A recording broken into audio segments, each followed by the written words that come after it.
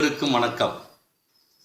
அறநெறிச்சாரத்திலே முனைப்படையர் அவர்கள் கற்றறிந்த சான்றோருக்கான ஒரு வரையறை, அதாவது நெறியினை மிக அழகாக சொல்லுகிறார்.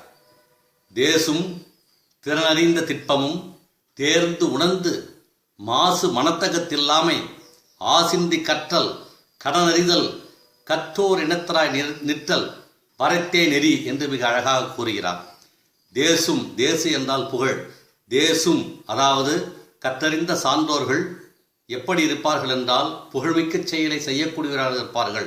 தேசும் திறனறிந்த திட்பமும் அதாவது வாழ்வின் நன்மை தீமை இவற்றின் கூறுபாடுகளை அறிந்து நன்மையின்பால் மன உறுதி கொள்ளுதல். 3. தேர்ந்து உணர்ந்து அதாவது எதையும் ஆராய்ந்து பார்த்து உணரும் ஆற்றல் மிக்கவராக இருப்பார்கள். மாசு மனத்தகத்தில்லாமை மனதிலே குற்றமில்லாமல் இருப்பார்கள்.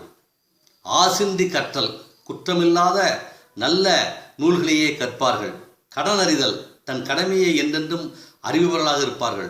கற்றோர் இனத்தராய் நிற்றல் கற்றறிந்த சான்றோர்கள் வழிகளில் நிற்பார்கள். வரத்தே நெறி இதுதான் கற்றவர்களுக்காக வகுக்கப்பட்ட ஒரு நெறியாகும், ஒரு வரையறையாகும். எனவே இங்கே 7 பொருள்கள் சொல்லப்பட்டுள்ளன. அதாவது கற்றறிந்தவர்கள் புகழ்மிக்க செயலை செய்வார்கள். கற்றறிந்தவர்கள் எதையும் ஆராய்ந்து பார்த்து உணரும் தன்மையுடையவர்களாக இருப்பார்கள். கற்றறிந்தவர்கள் வாழ்வின் நன்மை தீமை கூறுபாடுகளை உணர்ந்து நன்மையின்பால் உறுதியாக இருப்பார்கள்.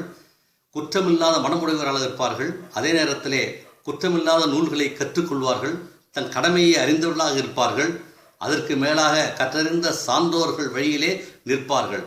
தேசும் திறனறிந்த திட்பமும் தேர்ந்து உணர்ந்து மாசு மனத்தகத்தில்லாமை ஆசிந்தி கற்றல் கடனறிதல் கற்றோர் இனத்தராய் நிற்றல் வரத்தே நெறி என்பது அறநெறிச்சாரம் உணர்த்தும் அறவுரையாகும். வணக்கம். சுகுமார்.